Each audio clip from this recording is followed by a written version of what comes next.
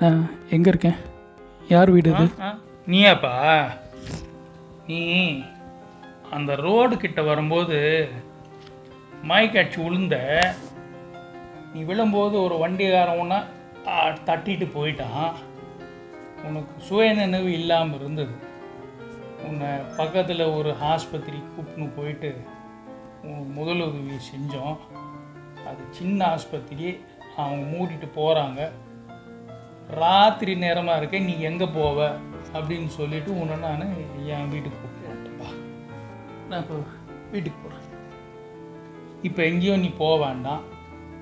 நீ இங்கே படுத்து தூங்கிட்டு காலையில் போகலாம், சரியா?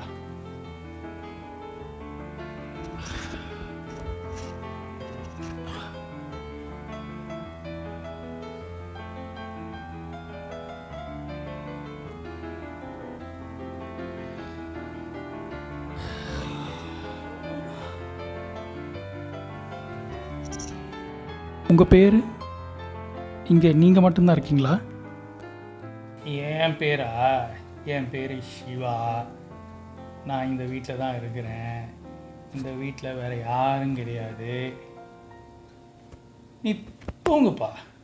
நீ தூங்கி நல்ல ஓய்வு எடுத்துக்கோ, சரியா?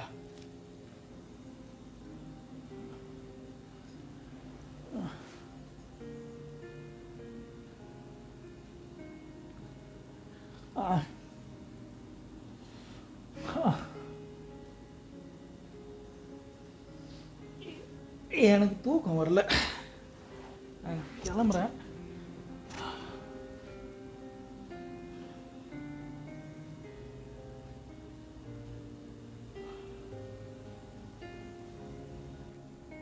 உங்களை பற்றி கொஞ்சம் சொல்லுங்களேன் சார்.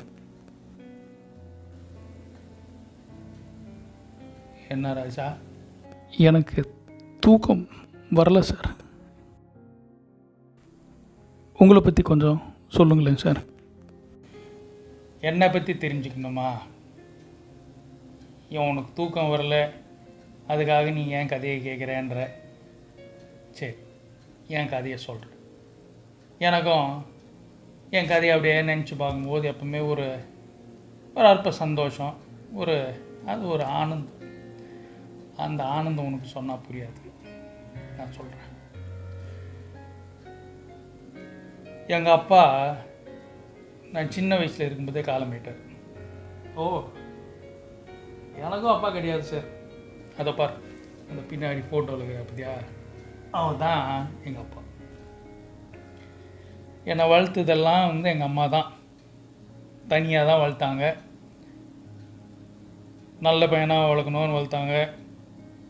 நிறைய இதோ பாரு, இந்த மாதிரி புத்துங்களா வாங்கி கொடுத்து படி படி படி படின்னு சொல்லி அப்போ ஆரம்பிச்சது. இப்போ வரைக்கும் படிச்சுனே தான் இருக்கிறேன். எல்லாத்தையும் படிச்சுனே தான் இருப்பேன்.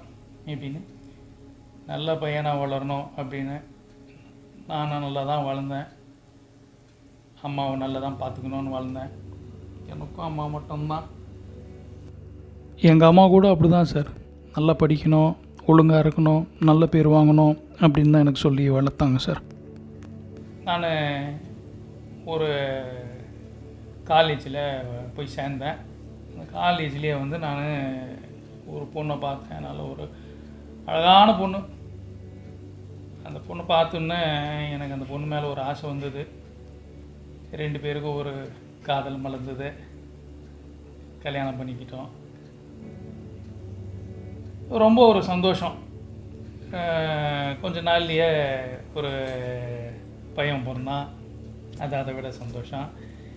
ஏன்னா சின்ன பிறந்து நான் எங்கள் அம்மா இப்படியா வந்தோமா, அதனால் எப்பவுமே ஒரு காலியாகவே இருக்கிற மாதிரி இருக்கும்.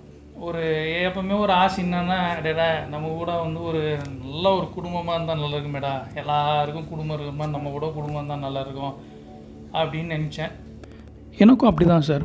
நல்ல ஒரு குடும்பம், நல்ல ஒரு அன்பாக எல்லாருமே ஒன்றா வாழணும் அப்படின்னு ஆசை. ஏன்னா எங்கள் வீட்டில் பார்த்தீங்கன்னா நான் எங்கள் அம்மா மட்டும்தான். ஆ உனக்கும் அப்படி தானா? எதுவுமே வந்து நம்மளால நினைக்கிறது கிடையாது. அது எப்படி நடக்கணுமோ அப்படின்னா நடக்கும். அதான் சொல்லுவாங்க, எந்த ஒரு விஷயமும் காரணம் இல்லாமல் அமைகிறதில்ல. இப்போ நீங்கள் நானும் சந்திக்கிறோன்னா அதுக்கு ஏதோ ஒரு காரணம் இருக்குது அப்படின்னு. என் கதைக்கு வருவோம். அப்போது அப்போ தான் வந்து ஒரு சந்தோஷம். அடடா, நமக்கு வந்து ஒரு மனைவி மக்கள் எல்லாம் இருக்கும்போது ஒரு நல்ல குடும்பம் அப்படியே ஒரு சந்தோஷமாக போயிட்டே இருந்தது. அப்போ சரி, இன்னும் நம்ம இப்படி இருந்தால் எப்படி, இன்னும் வாழ்க்கையில் முன்னேறணுமே அப்படின்னு சொல்லிட்டு வேலை செஞ்சுனே இருந்தால் எப்படி, நம்மளா தொழில் தொடங்குவோம், அப்போ தானே நம்ம தொழில் எதிர்பார முடியும் அப்படின்னு ஒரு ஆசை. தொழில் எதிர்ப்பு நான் தொழிலுக்கு போனேன். அதுவும் நல்லா பண்ணேன். எப்படின்னா சாதாரணமாக வாங்கி வந்த ஒரு சம்பளம் எங்கேயோ போயிடுச்சு. அப்படியே ரொம்ப சந்தோஷம். ஆனால் வாழ்க்கையில் என்ன ஒரு விஷயம்னா, எல்லாருக்குமே நிறைய விஷயங்களை வந்து நம்ம சர்க்கஸ் மாதிரி.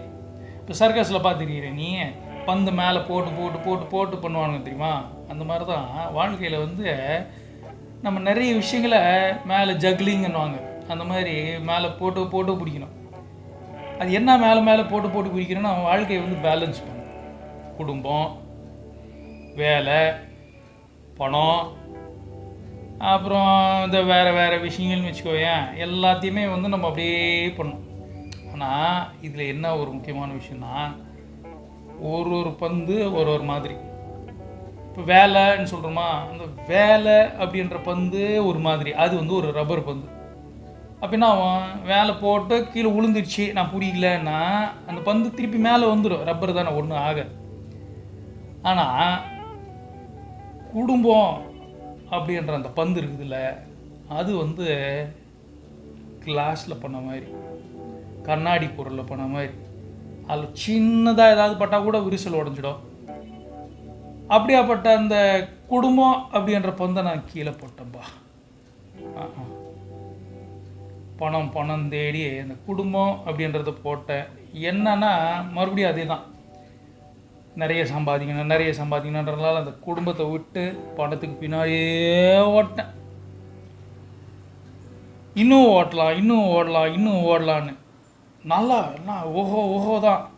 ஆனால் அந்த குடும்பத்துலேருந்து அப்படியே தள்ளி ஓடணும்.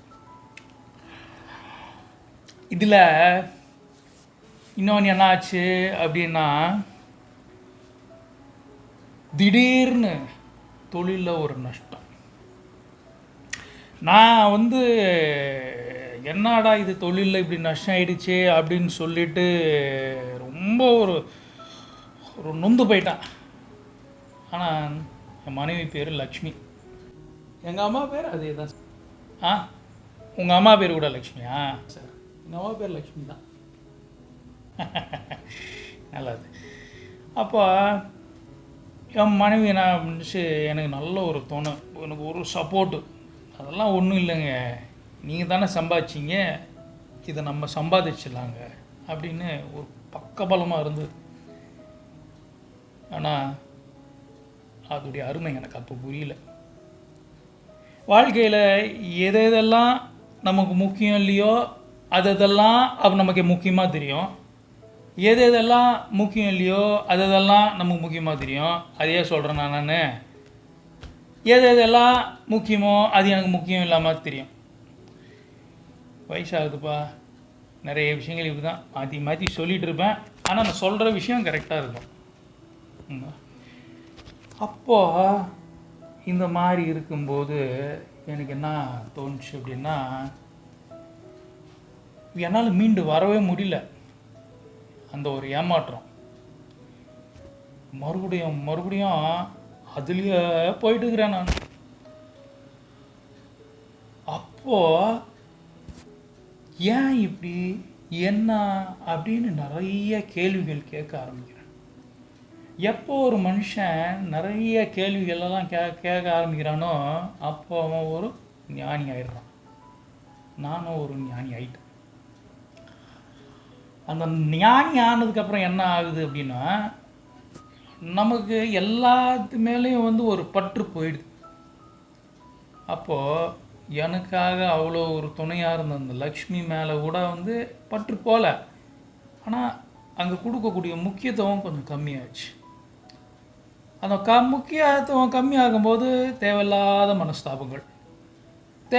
மனஸ்தாபங்கள் வரும்போது ஒரு விரிசல், அதெல்லாம் சேர்ந்து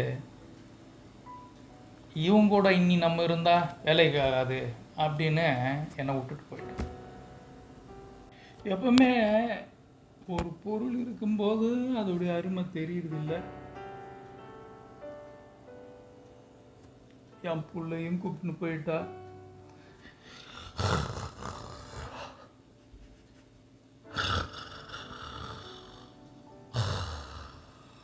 அப்பா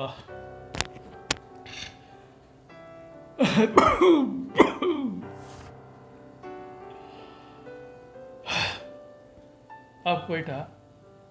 அப்போ நான் இன்னும் உள்ளே பார்க்க ஆரம்பித்தேன்பா. என்னடா இது, என்ன இது, என்ன, ஏன் இப்படி அப்படின்னு. அப்போ தான் வந்து புரிஞ்சது, எல்லாரும் வெளியே தேடின்னு போகிறாங்க. வெற்றி வெளியே தேடின்னு போகிற விஷயம் கிடையாது, உள்ளே தேடின்னு போகிற விஷயம். உள்ளே போய் பார்க்கணும். உள்ளே போய் பார்த்தாதான் எவ்வளோ நல்ல விஷயங்கள் இருக்குன்றது அப்போ தெரியும். உள்ளே பார்த்தீங்களா சார்? உள்ளே என்ன சார் தெரிஞ்சது? இன்னும் சொல்லுங்க சார். நீ கூட பார்த்துக்குமா? நான் என்ன பார்த்தேன்றது உனக்கு வேண்டாம். நீ உங்களுக்குள்ள என்ன இருக்குன்னு பாரு, அது ரொம்ப முக்கியம். அதை நான் உனக்கு உதவி பண்ணுறேன்.